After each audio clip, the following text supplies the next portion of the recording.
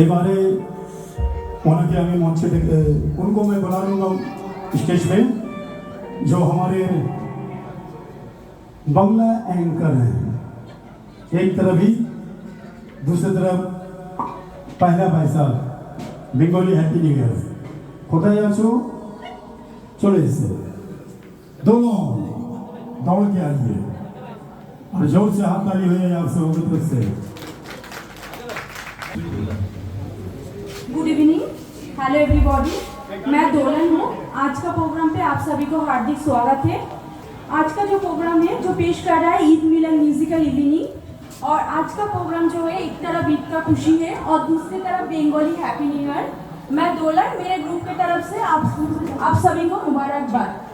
সিজা রায় এখন আপনাদের সামনে আসছে নৃত্য করতে। একটা ছোট শিল্পী, আপনারা ওকে আশীর্বাদ করবেন আর নববর্ষের শুভেচ্ছা জানাই, আপনাদের প্রীতি শুভেচ্ছা জানাই আর বড়দের প্রণাম করি এবং ছোটদেরকে ভালোবাসা জানিয়ে প্রোগ্রাম শুরু করছি। এখন আসছে সিজা রায় আপনাদের সামনে নৃত্য পরিবেশন করতে।